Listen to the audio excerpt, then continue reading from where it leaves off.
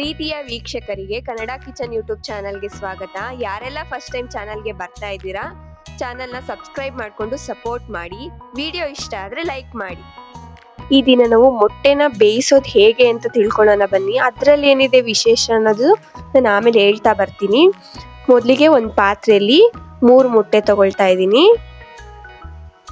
3 ಮೊಟ್ಟೆನ ಮುಕ್ಕಾಲು ಭಾಗ ಮೊಟ್ಟೆ ಮುಳುಗೋಷ್ಟು ನೀರನ್ನ ಆ್ಯಡ್ ಮಾಡ್ಕೊಳ್ತಾ ಇದ್ದೀನಿ. ಸಾಕು, ಮುಕ್ಕಾಲು ಭಾಗ ಮೊಟ್ಟೆ ಮುಳುಗೋಷ್ಟು ನೀರು ಹಾಕೊಂಡ್ರೆ ಸಾಕು. ತುಂಬ ಹಾಕ್ಕೊಳ್ಳೋದೇನು ಅವಶ್ಯಕತೆ ಏನಿಲ್ಲ. ಒಂದು ಸ್ವಲ್ಪ ಉಪ್ಪು ಹಾಕ್ಕೊಳ್ತಾ ಇದ್ದೀನಿ.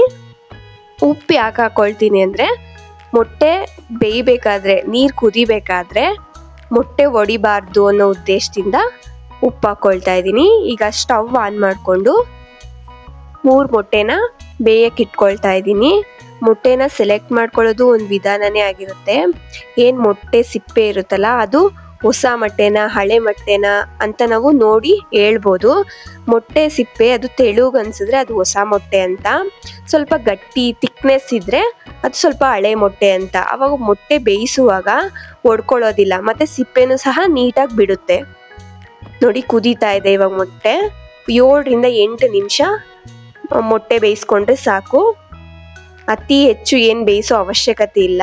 ಹೆಚ್ಚು ಬೇಯಿಸ್ಕೊಂಡ್ರೆ ನಾವು ಏನಾಗುತ್ತೆ, ಒಳಗಡೆ ಏನು ಯೆಲ್ಲೋ ಕಲರ್ ಇರುತ್ತಲ್ಲ ಅದು ಜಾಸ್ತಿ ಗಟ್ಟಿ ಆಗಿಬಿಡುತ್ತೆ. ಸೊ ಹಂಗಾಗಿ 7ರಿಂದ 8 ನಿಮಿಷ ಮೊಟ್ಟೆ ಬೇಯಿಸಿದ್ರೆ ಸಾಕು.